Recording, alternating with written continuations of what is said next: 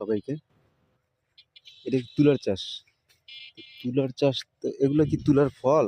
হ্যাঁ, এটা ফল। এটা আস্তে আস্তে ফেটে যাবে, ফুলের মতো হবে। এটা আস্তে আস্তে ফাটে? ফুলের মতো হয়। ও, ফুলের মতো হয় আর কি। আচ্ছা তা তা সাদা গোলাপ যেমন হয় না, হ্যাঁ, তেমন। যেমনটা আপনার এইরকম না? না, ওটা ফুল, ওটা কি বলে আসতেছে। ও, মানে এইটাই আবার ফুটে ফল হবে নাকি? এটাই আবার এরকম হবে, এই যে দেখেন, হুম, এরকম আকৃতি হবে। আচ্ছা আচ্ছা আচ্ছা। এরপরে এই পাঁচটা আছে দেখেন, এখানে এই যে ডোর ডোর আছে, এই যে দেখেন না, 5টা। এরকম। হ্যাঁ, হ্যাঁ, ফেটে যাবে আর কি। ফেটে যাওয়ার পর তুলাটা বের হবে না? আচ্ছা আচ্ছা আচ্ছা। তারপর এই যে এইখানে কতটুক জমিতে মানে চাষ করতেছেন? 2 বিঘের মতো। 2 বিঘা জমির মধ্যে চাষ করতেছেন। যাক, এটা কতদিন হয়েছে মানে রোপণ করার কতদিন হয়েছে? কতদিন হয়েছে তারপর? 2 মাস। 2 মাস। দুই আর কতদিন রাখবেন?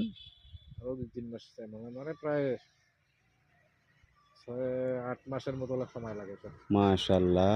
তো এই দেখেন, অনেক সময় দেখা যায় যে ধান 3বারও উঠে, 2বারও উঠে, কিন্তু এইটা দেখা যাচ্ছে একবারে পুরা শেষ। জমিটাই বুকিং করে রাখতে হয়। হ্যাঁ। এই তুলার ক্ষেতকে পুরা জমিটাই বুকিং করে রাখতে হয়, ঠিক আছে?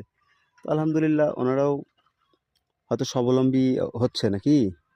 তেমন একটা না ভাই, কি করবো, খরচা বর্চা চতুর্দিকে মানে এভাবে যাচ্ছে। গার্মেন্টসের তুলার জন্য এটার একটু হ্যাঁ, মানে ড্যামেজ ডিমান্ড। পর্যায়ে। তো এটা ইনশাআল্লাহ সবাই অবশ্যই চেষ্টা করবেন যেন এই তুলাগুলো ব্যবহার করার জন্য। এটা কোন জায়গা ভাই? এটা শহর গোয়ালবাড়ি বলে। শহর বোয়ালবাড়ি। আচ্ছা ঠিক আছে, ভালো থাকবেন। আসসালামু আলাইকুম। ভাই, এই হচ্ছে সেই তুলার ক্ষেতগুলো। এটাই হচ্ছে সেই তুলার ক্ষেত, এবং এগুলো সব তুলা চাষ করছে। সময় লাগে, অনেক সময় লাগে, দীর্ঘ একটা সময় লাগে।